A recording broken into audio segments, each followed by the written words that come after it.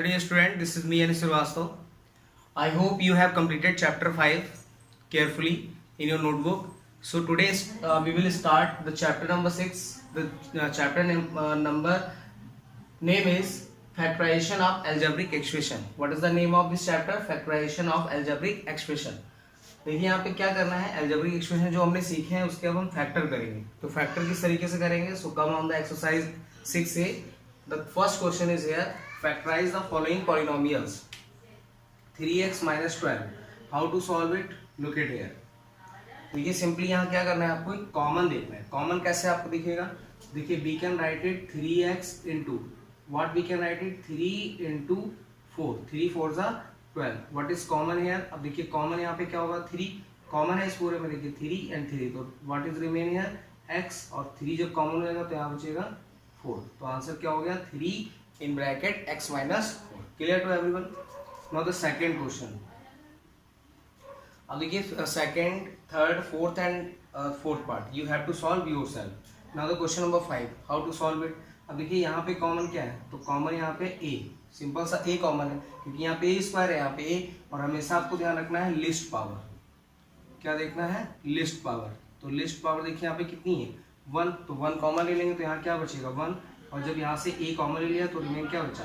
a in bracket a plus 7. Clear to everyone? Now the next question number 6 किस तरीके से करेंगे. अब इसमें देखिए कॉमन क्या है, तो कॉमन इसमें क्या है? Only y. तो we take the common y and the remain part is 5 minus 7y. Clear? यहाँ पे देखिए मिनिमम पावर क्या है? y. तो y को कॉमन ले लिया, 5 एज इट रहा, और यहाँ पे y स्क्वायर था तो रिमेन क्या बचा? y to the power 1. Okay, next question number 10. इसमें सिंपली देखिए क्या कॉमन है. अब देखिए 10 और 12 में क्या कॉमन हो सकता है? अगर 10 और 12 इन दोनों का अगर आप एचसीएफ फाइंड करेंगे तो एचसीएफ कितना आ जाएगा? 2 आ जाएगा. क्या आएगा? एचसीएफ 2. तो 2 कॉमन हो जाएगा यहाँ पे. और क्या कॉमन है? p, मिनिमम पावर p की कितनी है? 1. q की पावर मिनिमम कितनी है? 1. सो रिमेन क्या बचा? 2 5 जा p. q तो कॉमन हो चुका है तो बचा क्या? 2 6 जा 12, और p कॉमन लिया था, यहाँ पे पावर 2 है तो this will B p, and q common ले चुके हैं तो आंसर क्या हो जाएगा? 2p q in bracket 5 minus 6p. Okay, next देखिए 14 part. Question number 11, 12, 13 you have to solve yourself. अब देखिए इसमें किस तरीके से करेंगे, फिर आपको वही एचसीएफ फाइंड करना है. 36 और 48 का एचसीएफ कितना होगा? तो 12 3 जा 36, तो 12 कॉमन लेते हैं यहाँ पे. देखिए 12 और क्या कॉमन है यहाँ पे? Y to the power 2, z common है. तो 12 3 जा 36, बाई पावर 2 कॉमन लिया तो क्या बचा? बाई, और एक जेड कॉमन ले चुके हैं, प्लस 12 4 जा 48, बाई की पावर 2 कॉमन है और यहाँ पे बचेगा z. So answer is 12 y square z in bracket 3 y plus 4 z. Clear to everyone? Now the यहाँ पे 3 टर्म्स हैं. अब देखिए पूरे में कॉमन क्या है, तो 7 15 एंड 12. तो इसमें तो कोई कॉमन होगा नहीं क्योंकि 7 एक क्या है? प्राइम नंबर है. अब इसमें कॉमन देखिए क्या है? a कॉमन है, मिनिमम पावर क्या है? a. तो this will B 12 a square and this will B 15a minus 7. So our answer is a in bracket 12a square minus 15a minus 7. I hope question समझ में आ रहे होंगे आपको. ठीक है, अब देखिए क्वेश्चन नंबर 17 किस तरीके से करेंगे. 17 में देखिए लिखा है 15 20 और 35. क्या इसका एचसीएफ होगा? I think 5. ठीक, 5 ही होगा इसमें. तो 5 एलसीएम हो गया, सॉरी एचसीएफ क्या होगा? 5. By square, by power minimum कितनी है? 2, तो बाई की पावर 2 कॉमन ले लेंगे. ठीक है, जेड कितना है? Minimum power 2. अब देखिए यहाँ क्या बचा? 5 3 जा 15, बाई की पावर 2 कॉमन है, जेड की पावर 2 कॉमन है तो बचा क्या? Z. Clear?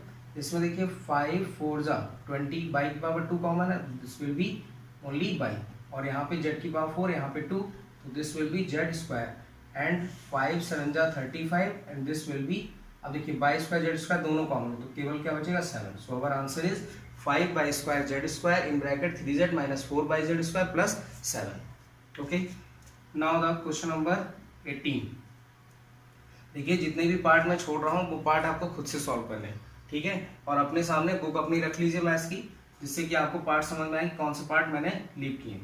Now this is the question number 18. देखिए इसमें कॉमन क्या है, तो सबसे पहले मैंने क्या बताया आपको? First you have to find the HCF of the coefficient. तो इसका कोफिशिएंट यानी कांस्टेंट टर्म का एचसीएफ फाइंड करेंगे तो क्या आएगा? 14.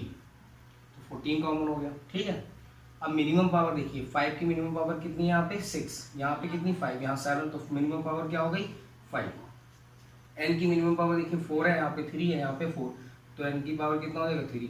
p की पावर देखिए यहाँ पे 2, यहाँ पे 7, यहाँ पे 3, तो क्या हो गया 2। अब देखिए 5 टू पावर m कॉमन ले लिया, n क्या बचेगा यहाँ पे n, क्योंकि 14 भी कॉमन है, p स्क्वायर 14 3 जा 42, m टू दी पावर 5 है तो बचेगा m to the power 2, n की पावर 3 कॉमन तो ये कैंसिल हो गया और ये बचेगा p to the power 5। Okay, and minus 14 5 जा कितना होता है 70, और m की पावर कितना 6 कॉमन लिया तो ये बचेगा m, और यहाँ पे n की पावर 3 तो this will be n, and p की पावर यहाँ पे 3 और 2 कॉमन लिया तो बचेगा p।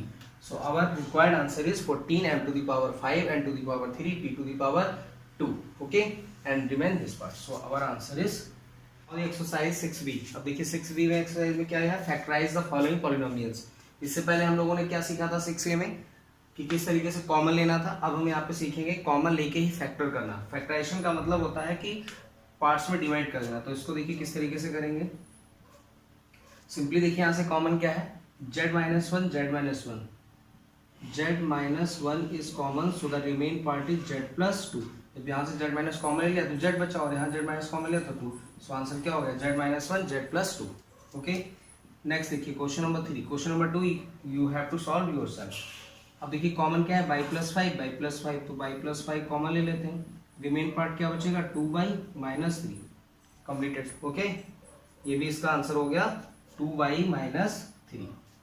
नेक्स्ट देखिए क्वेश्चन नंबर 12, पहले 8 पे आते हैं उसके बाद 12। क्वेश्चन नंबर 8 देखिए किस तरीके से सॉल्व करेंगे। क्वेश्चन नंबर 8 में लिखा हुआ है d minus 5 plus 7 5 minus d, these are equal, no, because यहाँ पे d माइनस 5 है, यहाँ पे 5 माइनस d है, यहाँ पे d प्लस का है, यहाँ पे माइनस का है। तो कैसे करेंगे इसको, देखिए d माइनस 5, अब यहाँ से पहले माइनस कॉमन लेते हैं। माइनस कॉमन अगर हम इसको कॉमन लें, यहाँ पे देखिए इधर ऐसे लिखा हूँ 5 माइनस डी, इसमें से माइनस कॉमन लेंगे तो क्या हो जाएगा, ये प्लस का माइनस हो जाएगा और ये माइनस का प्लस हो जाएगा। ठीक है, तो यहाँ पे हो जाएगा माइनस 7 डी माइनस 5। अब इस पूरे में क्या कॉमन है, तो इस पूरे में कॉमन हो गया d माइनस 5 और रिमेन बचेगा d minus 7। So this is the required answer of the question number 8। Okay, question number 9 देखते हैं किस तरीके से करेंगे। देखिए x प्लस 2 का होल स्क्वायर लिखा है, ये x प्लस 2 लिखा है, तो पावर यहाँ पे क्या है 2, मान लेते हैं कि पूरा x लिखा है, तो क्या कॉमन हो जाएगा x plus 2 is common and remain part is x plus 2 plus 5। जब यहाँ पे x प्लस 2 बचेगा क्योंकि पावर 2 थी और यहाँ पे बचेगा 5, तो दोनों को आंसर इसका फाइनल क्या होगा x plus 2 and next bracket x plus 7। Clear, 5 to 7 हो जाएगा। क्वेश्चन नंबर 13 पे आते हैं। पहले देखिए क्वेश्चन नंबर 12, देखिए इन दोनों में क्या लिखा है n माइनस 10 और ये 10 माइनस n लिखा हुआ है। और फिर वही काम करना है हमको, कैसे, इसको हम क्या लिख सकते हैं 10 माइनस n को, देखिए अगर माइनस कॉमन ले लें तो ये क्या हो जाएगा, जो n माइनस का था वो प्लस हो जाएगा और जो 10 जो प्लस का था वो माइनस हो जाएगा। तो सबसे पहले ये काम करना है हमें, n माइनस 10 का होल स्क्वायर माइनस कॉमन लेंगे, so this will be n minus 10। Now देखिए both terms are same, now take common, n minus 10 is common and remain part is n minus 10। अब जब यहाँ से कॉमन ले लिया तो क्या बचा होगा, जब यहाँ पे कुछ नहीं है यानी कि इसके मल्टीप्लाई में 1 होगा तो माइनस का 1 बचेगा, तो इसका फाइनल आंसर क्या हो जाएगा, चलिए यहाँ लिखता हूँ, देखिए n माइनस 10 और ये हो जाएगा n minus 11। So this is the required answer of the question number 12।